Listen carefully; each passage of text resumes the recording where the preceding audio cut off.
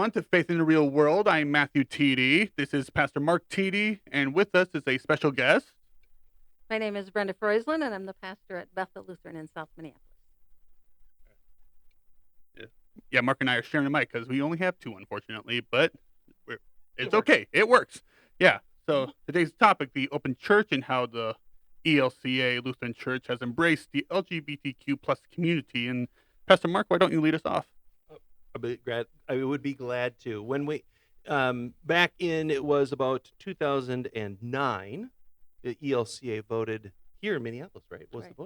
the vote at a church-wide assembly to open the pulpits to lesbians, gays, LGBTQ plus community, and it's been an interesting journey on the life of the church thus far. For some, it's been unbelievably joyful and life-giving, and for others, it's been really disconcerting and uncomfortable. And I think it's been an interesting journey since 2009.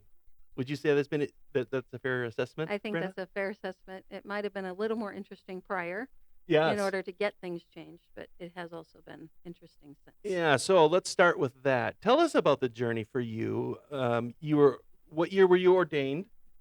And then what was it like being inside the church as a lesbian woman and being told no, and then same human being, yes. So tell us about that Sure, journey. sure. So I went to seminary at Luther in 2000, knowing that I was lesbian and not in a relationship and ready to deny that part of me. And reconnected with a friend of mine from my first graduate school and started falling in love and trying really hard not to. So in the midst of going to seminary, which of course makes you be really honest with yourself and who you are in faith and in life, I fell in love with my now wife of 16 years, and so it became a different journey than I expected. I was invited several times to go with the extraordinary ministry folk and kind of fight from the outside, but I didn't feel called to fight from the outside. I wanted to fight from the inside. Say more about the extraordinary. Yeah, so the extraordinary ministry folks are folks that kind of created their own approval process with support from other leaders in the church to say, you know what, except for this one rule, will be a great pastor. And then they approved and extraordinarily ordained some folks outside of the rules of the ELCA. Okay. And so that was happening, but I didn't feel called to do that. I felt called to kind of fight from within. And remind us again, what approximate years are we talking about with this process? Yeah, so I would say I became more directly involved in about 2003. Okay, yeah. And then the 2003 to 2009, I was pretty involved in that. But what was interesting is I was not fully accepted by the ELCA, and I was not fully accepted by the ELM because I wasn't playing by their rules. Right. And so I was sitting in this like no person's land for a while and saying, yeah, I'm fighting the same fight. I'm just fighting it differently. Yeah, good.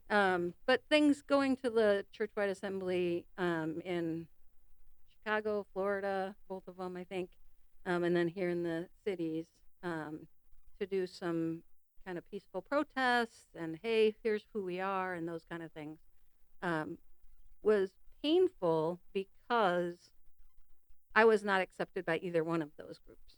Right. And I have dear friends that are in the ELM and admit that to me and say, you know, like we could have done better. Alphabet soup of Lutheranism, right? Sorry. So we're part of the Evangelical Lutheran Church in America, and the extraordinary process was an approval process to become a rostered leader inside the ELCA in extraordinary circumstances. Right. Right, So because ELM, Extraordinary Lutheran Ministry. there it is. Extraordinary Lutheran Ministries is a part of that process. And Right. so both of those camps were saying, hey, Why don't you fight with us? Why don't you stop fighting against us? perfect. Kind of thing. So it was I remember coming home from Florida very wounded Oh. because I was not a part of either one of them, which was, and I reached out to my friends who were a part of ELM, and that's when we started talking a little bit more about like how it is that this group is trying to be inclusive, but we're not inclusive from my perspective, right? Yep. And so I became more involved with them, but not a part of them, and continued to fight alongside, but also within the ELCA. Yeah. So I remember in 2009, I was just in the audience at the churchwide assembly. And I remember when it passed, I collapsed into my wife's lap and just sobbed because I had been wanting to be a pastor and been called to be a pastor for so long. And I got to do everything. I ended up at Bethel Lutheran as a youth and family minister in 2004, Mm. which is the same time I got delayed by my selection committee. Yeah. So they said, you know, you're great, but you can't because you told us you were gay and in a relationship. So in 2004, I was delayed. right. No. And then immediately got, like within days, got a call to be a youth and family minister at Bethel, where I am now as a Yeah. pastor. And so I still got to do ministry, but I didn't get to do baptism. I didn't get to do a lot of preaching at that point. I didn't get to do the sacraments. Of course, I right. Yeah. got to serve communion, but not preside over communion. And you In, know, in 2004, just to clarify, you in 2004 you were called there as a lay minister, correct, where you are serving as pastor now, right, right? Okay. exactly, Okay. yeah. That's really good. Yeah, Thank you. and so they were fabulous and welcoming, but not willing to work against the rules of the ELCA Right. to ordain me. And so I was there for 5 years until they had no money for my position anymore, and left. And so that was in 2009. It was shortly after it was approved that I could become a pastor, and they no longer had money for my position. Oh, gee whiz. And so I remember standing in front of the group at a meeting, in front of the whole congregation at a meeting, because a couple of them had gotten up and raised their hand at our annual meeting and says, well, the least we could do is ordain her before we let her go. And it was like, yes, and that's against the rules too, because you have to be ordained to place. Right. Yep. You've Yeah. got to have a call to be Yeah. ordained. Mhm. That's right. And so I remember standing in front of them in tears and saying, I'm going to invite you to my ordination someday. And 2.5 years later, they invited me to my ordination. I ended up getting ordained at that church in 2012. That's as a their cool pastor. Yeah. story. Yeah. I yeah. didn't know that. Yeah, I remember when I lost my job, I called currently now our bishop, Jen Nagel, and just sobbed about how, it's finally changed and now I don't have a place to be, And she and I ended up meeting at a coffee house and really chatting through things. And then I ended up as their pastor 2.5 years later. Isn't that crazy? Yeah, it is really crazy. So what did you do in those 2 years then? I was a youth and family minister at ECLC, Edina Lutheran Community Church. Oh, no kidding. Yeah, but they wouldn't ordain me either, even No. though it was legal at that point because of some politics of their leadership. Oh, sure. And so that was very interesting too. Yeah. So like, okay, it's changed, but people didn't know how to change. No, right, Right? exactly right. Yeah, I mean, I still had, it was probably 6-8 months before I actually then had a meeting with my candidacy committee and the faculty of Luther Seminary to approve me now. Like, so the only reason that I was not approved is because of this, and now that rule has changed. So now let's do this, and There's they nothing didn't know how to precluding do it. it, Yeah, they did. Right. right? And so they figured out how to do it, and I was approved about 6 or 9 months later from the churchwide assembly. And then worked at another church and interviewed at several different churches, and people weren't ready to, I don't know how to have a gay pastor, Right. And so I would always be the second candidate, like, thank you, but we're going to go with somebody else. Mm-hmm. So it was difficult from before and difficult after. Yeah. But then I ended up being ordained at Bethel, where I was youth and family minister in 2012, in June of 2012, and I've been there ever since. So in the last 13 years, since then to now, what changes and metamorphoses have you seen inside of this ELCA, Evangelical Lutheran Church in America? Are we as welcoming as we think we are? Do you feel like you could interview at any church in the synod or in the denomination maybe and be equal with another potential pastor, or is it still something that works against you, do you think? I think it absolutely depends on the congregation. Ah, Yeah. sure. I mean, I think there are lots of reconciling in Christ congregations that Sure. are open and affirming and welcoming and wonderful. Um, but if they're kind of on the cusp of starting that, they're not ready for a gay pastor, Mm. GLBTQAI pastor. Because I mean, even as I was youth and family minister, there were things that I would sit and chat with folks about how like that behavior right there is not welcoming. So we need to figure out how to help people understand that that's not okay behavior. Right, it's a To cultural be, thing, right? yeah, It's a, yeah, uh, yeah. And so there's a lot of education that has to happen. Yeah, you can become reconciling in Christ, and that's just the beginning. Then you have to really work with your congregation to make sure that there's not a side eye going on, or a right. whisper here or a whisper there. And Yeah. that's true for all kinds of folks that are in the minority, as it were. Yeah. Right? We all have to learn the culture and what is acceptable and what's not. Yeah, I think that's really well said. Yeah. I like that a lot, and I think that being here at St. John's, one of the things that's really fascinating to me is that we are an RIC congregation, and they did the homework to find out, okay, well, where might a gay person not feel welcome? What's here? Right. And understanding some of the language things, some of the physical things like a bathroom, Right. just things, Right. and just eliminate the barriers that might exist, and you just start peeling layers off your eyeballs, Right. and you start to see, oh my gosh, why do we have to have that single Gender bathroom? bathroom, Why right. can't we just say toilet and let it be? I mean, Mhm. at my house, I don't say, well, the men have to go to the bathroom here. Right. And the All women the have to go downstairs. Right. Yeah. Like that doesn't happen. So Right. why does it happen? Plus, in the my wife would say, church? oh no, you're going downstairs. Exactly. So, You do the work. exactly. I think all of those things matter, especially in the sense of, and I don't mean this flip, I mean this very deeply in the sense of that biblically, the sense of hospitality, huge Yeah. value. Yeah. And if the congregation is not intentionally making manifest that biblically supported understanding of hospitality to every person who walks through the door, Right. then it's failing. Right. Absolutely. And that's what we try to do here is, okay, well, who might not be? Mhm. Who are we missing? And one of the things that emerged was how welcoming this congregation is to single people. Yeah. Good. Good. It Yeah. was a remarkable little side effect that Right. I had never had single people as a subculture. Mhm. But think about all the things in the world that are really for couples, Right. spouses, families. Right. Mhm. So we don't call it family camp at St. John's Cairo weekend anymore. Mhm. Okay. It's St. John's at Cairo Okay. because Yeah. it's Yeah. And come as you are, right? and what we did is we do call it family camp, but then we say you create your family. Oh, that's We don't care if you're related. We don't care if you're best friends. We don't care if you're partnered. We don't.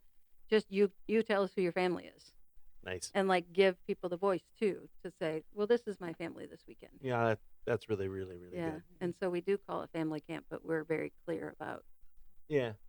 and you tell us who Or your it's family is. it's the family that the dysfunctional family of our congregation. Right. It's Yeah. that part. Yeah, I Yeah. think that's really Yeah. cool. In what ways do you think that we need to strive to be intentionally more open? How do we get the word out that we are an open congregation or an open denomination? Right. So those are the two questions. What do we need to Yeah. do more, hmm and how do we get the word out? Well, and I think on a congregational level, it's really difficult just simply because of the reputation of church, Right. big C, right? Within just in the news, like it's not places like Bethel and St. John's that get the news stories, right? Correct. It is the stuff that's boom, pow, pow. Let me tell you what this is happening. Yeah. And it's not about, oh, this church loves everyone. How fabulous is that? Right? Right. And so some of Absolutely. it, in order to like live out the welcome, you really have to work hard at that. It's about building relationships with folks in your neighborhood. It's about some signs like this that say, no, really, we are. But then you have to prove it. Like people will come and you have to prove it. So, and doing things that say, no, we're serious about this. And the stakes are high. The stakes are very high. Because how many chances do you get for a person to take the chance of walking in your door to say, well, are you really welcoming of me? Right. Absolutely. You get one. Right. And then being out there somehow, right?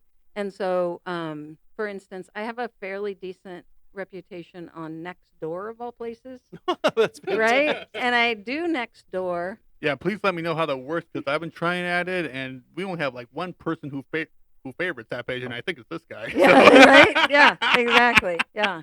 It's difficult, but it's literally about being a good neighbor. Yeah. So I'm on Nextdoor and I see an issue that I might be able to help with. One of the things that came to mind right away is 4 blocks up there's another congregation. Now it's a private building.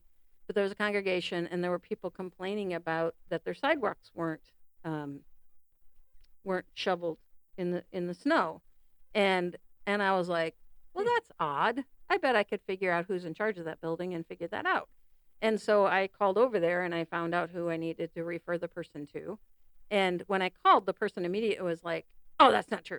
I was like, wait, it doesn't matter if it's true from your perspective or not. The neighborhood is saying it's true. And so if you want to change your reputation, you need to figure that out. Right on. Right? Yes, exactly. And what happened was the sidewalk around the church was clear, but they had a parking lot on the other side of the street. Oh. And they weren't shoveling the sidewalk around the parking lot.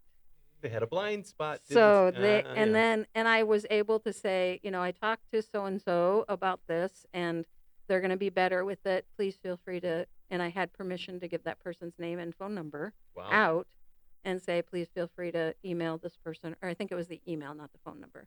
Please feel free to email this person to let them know what you're seeing because she wants to know. Yeah. Right. And so I will find places to help and just be an assistant and a good neighbor. And also, like, people are like, we have a problem with people doing donuts in our parking lot at 3 o'clock in the morning. So I get a phone call. Donuts. Right. Yeah, donuts. Oh, yeah. okay. Not eating donuts, doing donuts. They're called something else, but I thought it'd be nice. Yes. That's Smart. So that's called having a filter, ladies and gentlemen. yes, it is. But so we would get phone calls about these people doing donuts in our parking lot with their cars at 3 o'clock in the morning. And what are you going to do about it? And my response was, well, I don't know. What am I going to do about it? So I got on Nextdoor and said, hey, we've had several complaints about this. What would you suggest we would do? How could we work on this issue together? And I engaged the neighborhood into a neighborhood problem to say, how do we do this? And we implemented a few things that the group had suggested, and we have less of an issue. Nice. Right. Now you can have drifting competitions in your parking lot. There you go. So just the idea of engaging with people, not about being welcome GLBTQAI. Right. Just being good neighbors and building that relationship. So then they know that we can be trusted as a congregation. And so when we do say out there, all are welcome without exception, they're like, oh, yeah, that's a trustworthy place. It really is. Yeah. And so it's great when somebody will also say, we're looking for a gym to have a birthday party for our kid. Our kid's gay. Is there someplace? And the neighborhood answers for us. Yeah, call Bethel Lutheran. So those are the kind of things. And it takes work to do it. Oh, it's about relationship. It's about being a good neighbor. It's about praying for opportunities to do that and recognizing those opportunities so that people want people to be able to trust. Yeah. And the church is something that GLBT people in particular have not been able to trust for years. And so how do I really know that that means what it says, all are welcome without exception, or is it going to say, and you get in there and I'm gay and, oh, I love you, but I hate your sin.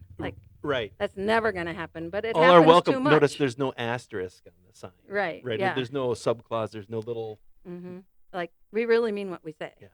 And so, You maybe want to hold that up because I'm not sure if they can see it fully. There it is.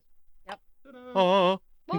And then there's all these, follow these social media kind of things. And we're pretty active with that as well so that, people can watch our worship and see what we're doing and recognize that we're serious about this. I love that. And one of the things for those of you who are viewing this or listening to this podcast, the Evangelical Lutheran Church in America has this program called Reconciled in Christ. It's a language that comes right out of, thank you, Reconciling in Christ, ING, Reconciling in Christ.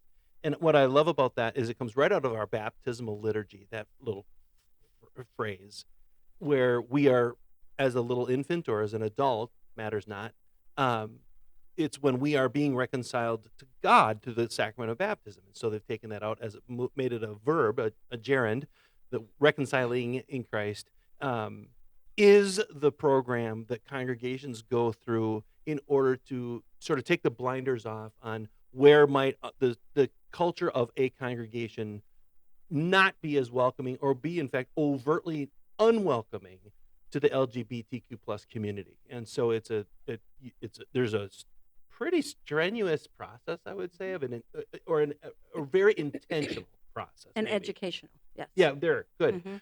And about what does it mean to be an LGBTQ plus person?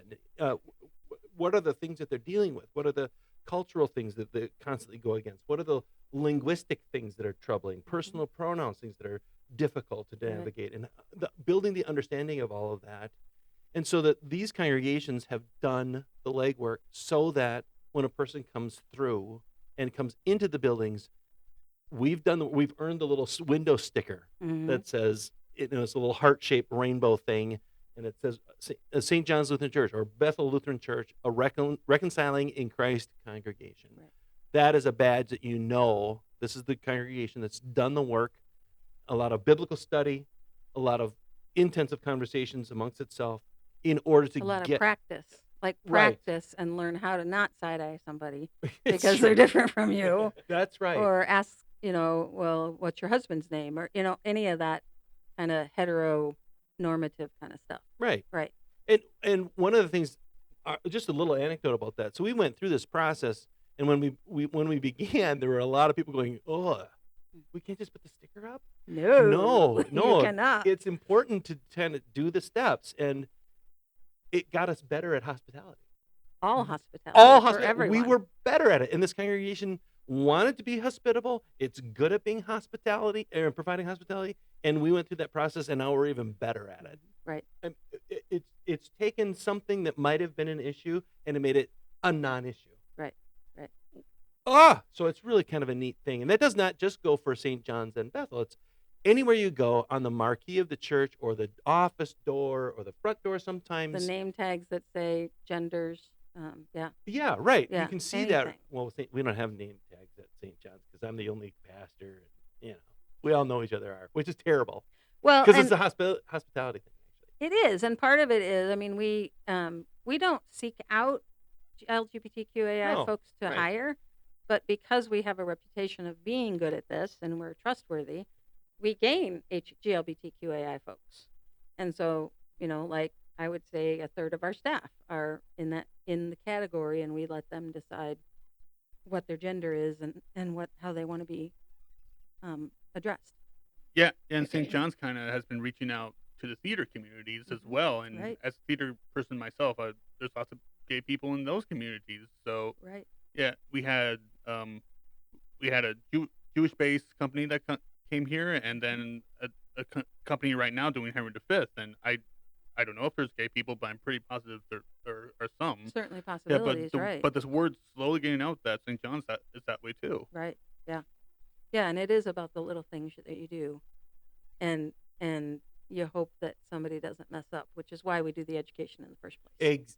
Exactly. Yeah. Yeah. Yeah. I mean, I liken it back. I had really great grandmothers. I Mhm. mean, they were wonderful. And I only until I got much older and a grandparent myself do you realize how much work my grandmas did prior to my arrival to their home to make everything just right, so that when I walked in, no work needed to be done. Right. That's what we're talking about, Mhm. right? You Right. do all the legwork beforehand so that on a Sunday morning, a person who is of minority status of any kind Mhm. or is a single person, but they don't have a people, Right. they walk in the door of their home. Mhm. I Right. mean, that's what we're looking for. Right. Right. And I just think it's the most beautiful way of being authentically a person living out the hospitality of Jesus. Right, right. I Being mean, good neighbor and living out the hospitality that is what following Jesus is all about, exactly. right? Yep. Absolutely, absolutely. The other part is, and you mentioned it, we can't just assume that GLBTQAI folks are going to walk in the door, No. even if we have done the work, Right. right? Right. And so we need to build those relationships in different organizations and that kind of thing to say, no, really, this is who we are, and these are the kind of things. So one of the things we did we decided to do a queer safe sober space, Oh, which nice. is not a 12-step program. Mm. It's a queer safe space that will be substance free.